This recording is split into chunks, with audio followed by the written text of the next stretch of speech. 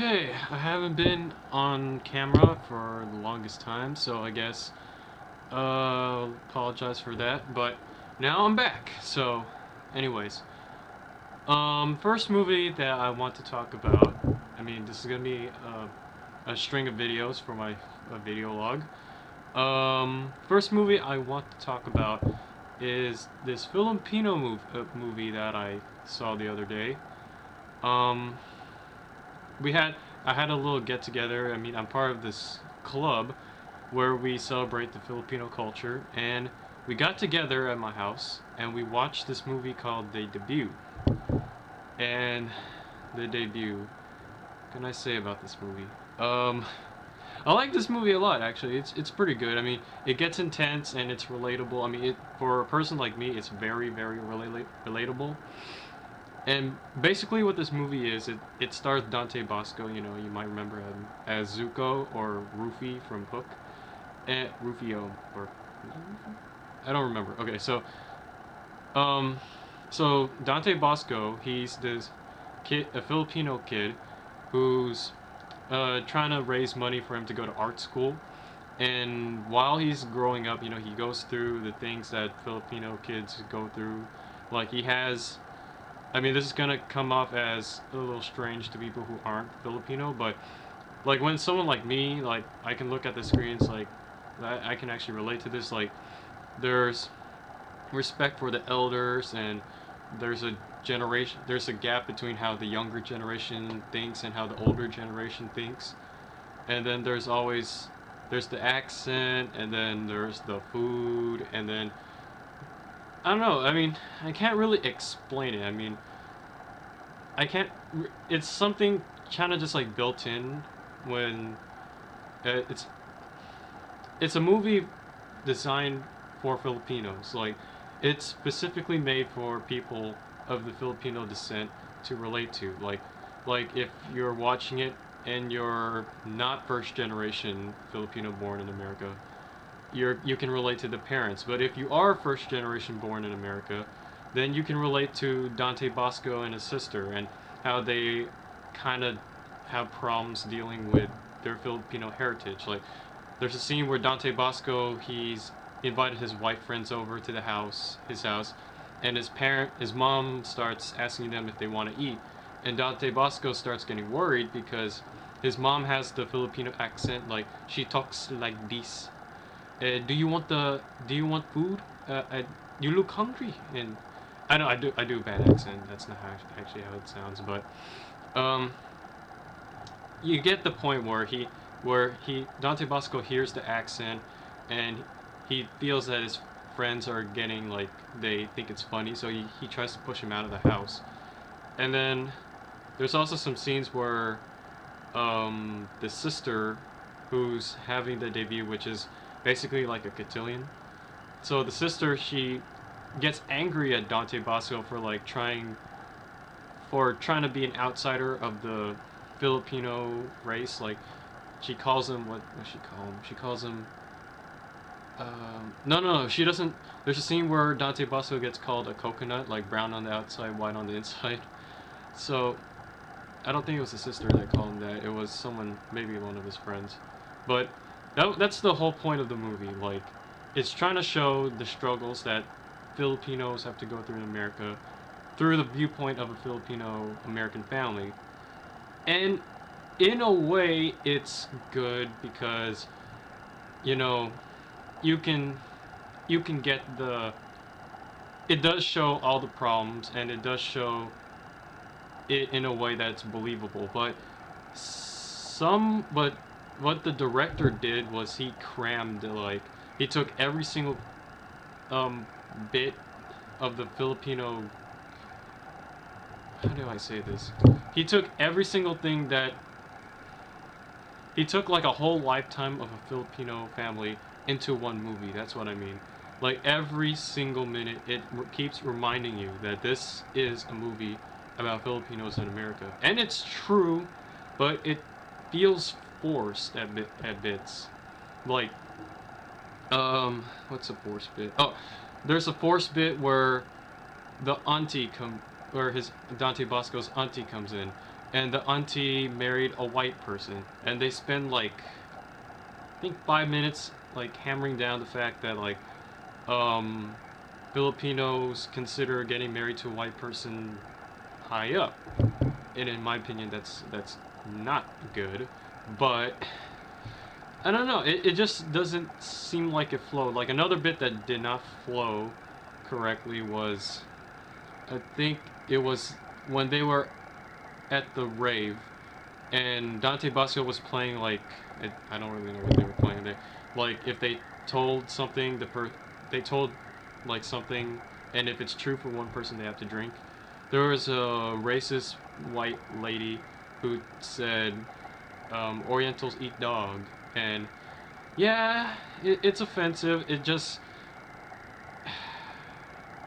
did not seem it didn't seem natural in that scene. Like, and it doesn't help that like Dante Bosco sort of just like when he goes angry, he kind of just grabs the bottle, her cup, and he's like, "Give me the bottle, it's my bottle."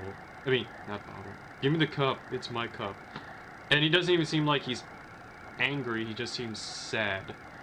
Like, yeah. I mean, I don't know if I'm making sense. It's just it didn't seem to flow naturally. I mean, and also another thing that kind of ruins the movie a bit is just how hammy it is.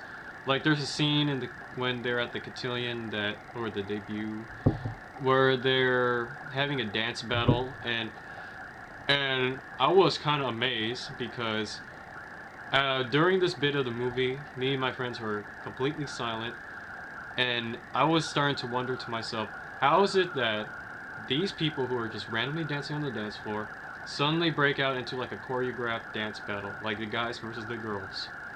I mean, at the end of the movie, we actually talked about what was kind of stupid about the movie, and this was one of them. And we, I couldn't. It was just a choreographed dance battle. They knew all the moves they were gonna do, and they did it like perfectly. Like it was all synchronized. So that was one of the more hammier bits. Like another hammy bit was they dealt with the issue of um, Bob's in America, like fresh off the boat Filipinos, where it's like Filipinos who have the thick accent, like you can tell that they're an immigrant, and how Filipinos who were born in America are ashamed of Filipinos who came from the Philippines. And yeah, I guess so. Like it's a little subplot where they're dealing with Filipino immigrants dealing with Filipino Americans, and it just didn't seem like it belonged. It kind of just the character never talks with the main characters, and he kind of just like he's there for comedic relief, which is, in my opinion, not the road you want to take when you're trying to have a serious film. So, other than that, it's like I know I rambled about some bad bits of the movie, but it's more nitpicking. Like it does its job, so if it does its job, I really shouldn't bitch about it. So I liked it. I like Dante Bosco, even though his voice, not his acting, I meant his voice, really reminds me of Zuko. So throughout the whole movie, I was just imagining Zuko throughout this entire movie. And you know what? I got nothing else to say about the debut. I mean, it's really hammy, but then again, you can't really blame a movie for being hammy if it really is trying to be hammy, like if that makes sense. Like it's trying to relate to both generations, and I guess it does relate to both generations, but yeah, I don't think it really aged well. So yeah. Next film. The next two films I want to talk about are the Transformers movies. Yeah, I know I kind of extended that part where I said Transformers, but I there's a lot to talk about Transformers, but I'm gonna try to sum up both films. First movie was okay. Like, I'm not gonna go into an overly long review of the first movie, except the first movie, it was action goofiness, so you can't really blame it for being bad. I mean, yeah, the Transformers are only in there for a few minutes, and yeah, you only get to see Megatron near the end, and yeah, the acting is bad, and then yeah, the human plotline has almost nothing to do with the Transformers, and yeah, Megan Fox is a bad actress, and yeah, the action scenes are kind of hard to see, and I keep saying yeah, and yeah, you get the overly American patriotism thing that Michael Bay always hammers in his movies. And yeah, it is a Michael Bay movie, so you get the typical Michael Bay annoyances where it's always in sunset and there's always slow motion and it's always like always comedic sexual humor. But despite all that, it's a fun movie, I guess. I mean, it's just the kind of dumb movie you watch when you honestly got nothing else to watch. Like, if you if you like dumb movies and you don't really mind Michael Bay's like often childlike humor, you'll like Transformers. Like, I'm not gonna lie. But the second movie is the first movie, basically the first movie, but they amped up the stupidity. Like, I I honestly don't know what to say. Like, first off, the movie is really long. Like, I mean, I'm used to long movies, but how the movie felt, I felt like I was in there forever. And then the rest of the movie is just like Sam wants to. What does he want to do? Okay, Sam has a shard. He knows the location of the Allspark. No, not Allspark. That's the first movie.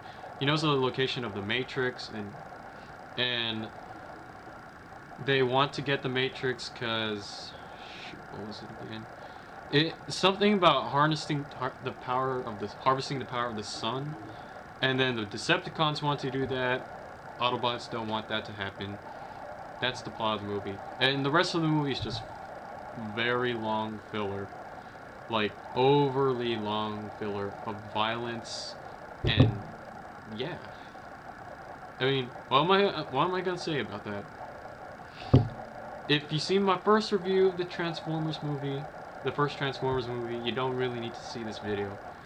I mean, I already said all I need to say about the Transformers movie, Transformers 2, in the first Transformers movie. Because they're the same movie. I mean, not the same movie as in they're the same movie. They're the same movie in how they're filmed. Like, it's still not a movie about the Transformers, it's about the humans. And it's still, like, you still have the stupid humor, you still have the Michael Bay-ness, and you still have Megan Fox's bleh acting, and you have the action scenes that aren't really coherent, and you have like the overly like America is the best, and that we have the best military kind of sense. But would I suggest this movie as just a movie where you just want to watch stuff blow up? That's kind of tough, because there's a level of stupidity that I can handle in a movie. So if I had to answer that, I'd say no. Because, yeah, I mean, it has entertaining action scenes, I guess. But the rest of the movie is just like, it's filled with stupid characters, and it's filled with stupid jokes.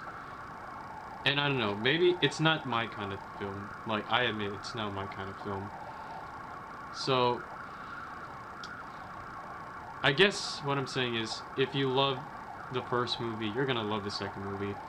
If you kind of like the first movie like me, you're not gonna like the second movie. And if you didn't like the first movie, you're not gonna like the second movie. It's simple as that. And that's about it. So,